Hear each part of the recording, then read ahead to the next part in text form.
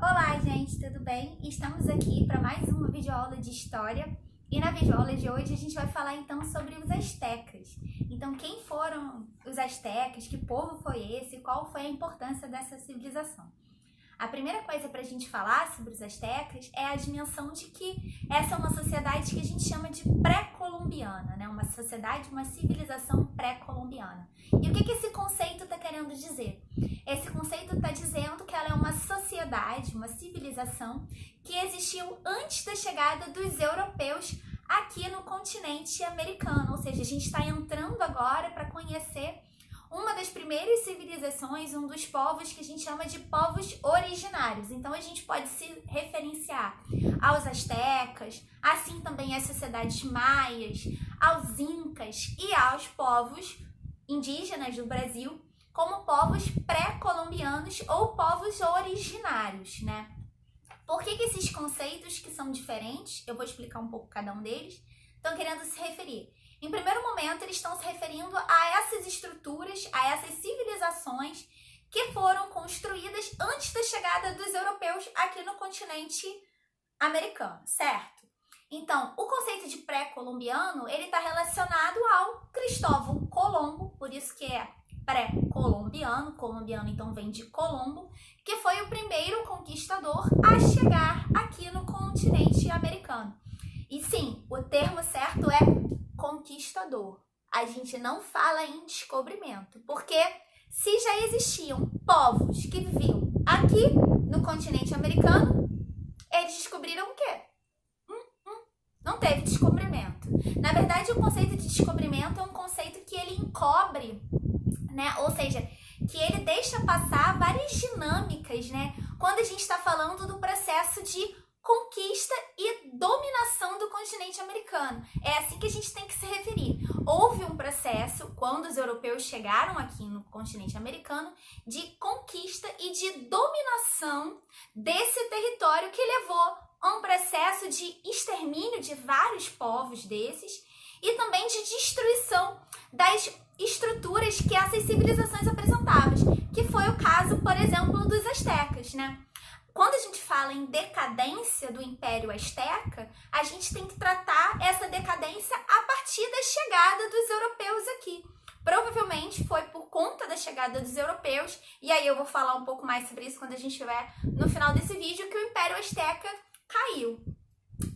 E o conceito de povos originários, ele está justamente se referenciando ao fato dessas civilizações, desses povos estarem na origem do continente americano, ou seja, são os povos que deram origem às primeiras civilizações. Beleza? Entendemos isso? Então vamos entrar agora de fato na civilização asteca.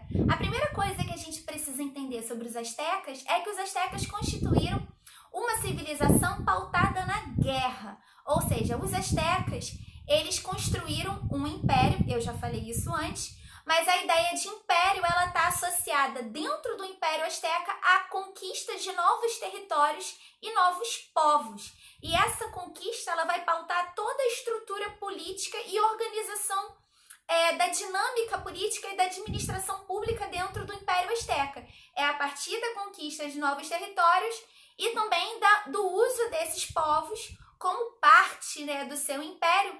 Os astecas vão cobrar desses povos anexados, então, o pagamento de impostos. Então, assim, num primeiro momento, para a gente entender a política do Império Azteca, a gente vai situar como uma política pautada na conquista e anexação de novos territórios e povos, certo? A cidade azteca, né? A cidade não, o Império Azteca, ele foi fundado a partir da construção da cidade, de Tenochtitlan, em 1325. E aqui a gente tem uma outra diferença dos astecas com relação às civilizações que a gente estava estudando antes, nesse ano, se a gente parar para pensar, né? Os astecas, eles não estão vivendo o período da antiguidade, da Idade Antiga. Na verdade, se a gente analisar a linha do tempo histórico, lembra quando eu já falei para vocês que a linha começa lá na pré-história e ela vai até a Idade Contemporânea, que é o nosso tempo presente? Então, se a gente analisar essa linha, se a gente pensar sobre o período onde os astecas estavam vivendo, a gente vai entender que os astecas, eles estão fazendo parte do que a gente chama de Idade Média. Porém, os astecas não vão construir organizações políticas e sociais parecidas com as construções do período medieval que existiu lá na Europa, ou seja, eles não vão desenvolver sistemas feudais, eles não vão ter toda uma organização política, econômica, como existia na Europa. Eles vão ter a sua própria construção de organização e de vida aqui no continente americano, certo? Então, a cidade de Tenochtitlan, construída pelos astecas para ser a capital desse império, estava situada no sul da região do México, do território que a gente chama de México hoje em dia, beleza? E essa cidade era uma cidade que ela foi fundada em cima de um lago. Tá aparecendo o nome do lago aqui, eu não sei pronunciar isso, vocês vão ver isso ao longo do vídeo, tem várias palavras que eu não sei pronunciar direito, tá? Então, para não falar besteira, eu simplesmente não vou falar. Então, os astecas, eles aterraram boa parte desse lago e construíram essa cidade em cima desse lago. Só que eles foram muito espertos e eles não aterraram o lago inteiro. Eles deixaram áreas, né, partes do lago de água abertas para depois desenvolverem outras técnicas. Então, vou falar sobre elas agora. A agricultura, e aí nisso a gente vai falar sobre a economia. A economia dos astecas era basicamente pautada na atividade agrícola.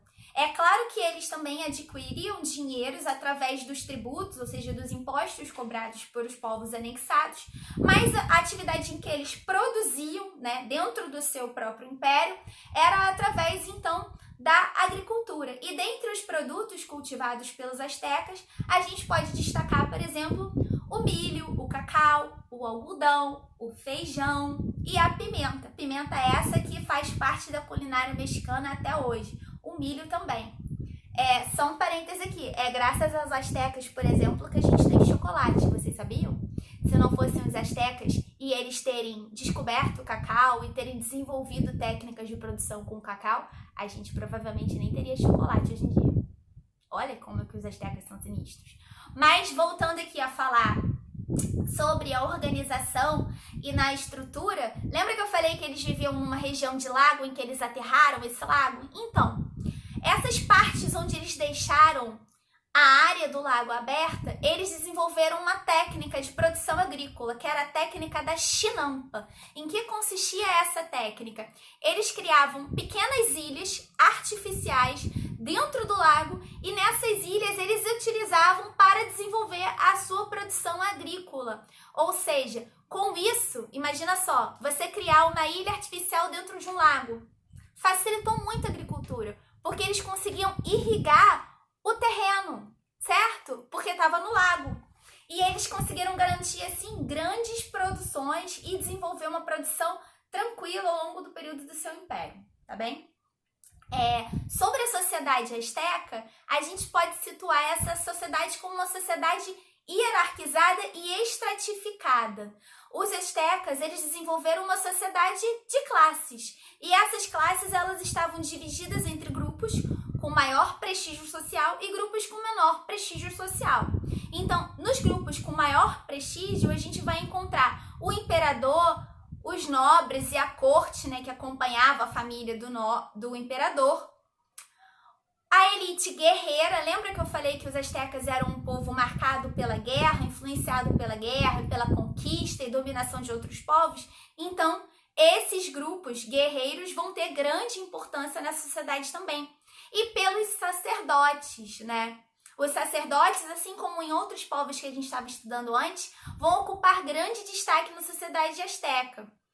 Apesar dos astecas já estarem vivendo o período que a gente chama de Idade Média, não existia nessa época também um grande desenvolvimento científico, nem uma grande produção de conhecimento, assim, fora a dimensão religiosa. Isso significa dizer que dentro dessa sociedade a religião assumia um papel muito importante e ela era, sim, a principal forma de conhecimento dentro daqueles povos. Então, os sacerdotes, que eram esses seres, esses homens da religião, eles vão adquirir grande importância também dentro dessa sociedade.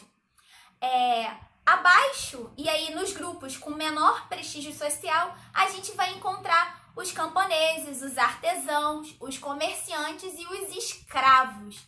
Sim, os astecas também tinham escravos na sua sociedade e esses escravos eles seguiam a mesma lógica do período da antiguidade, ou seja, esses escravos eles eram adquiridos através das guerras. Então, esses escravos eles eram provenientes de outros povos que tinham perdido as guerras como os astecas, beleza? E aí a gente vai ter dentro desses grupos que tinham um poder menor.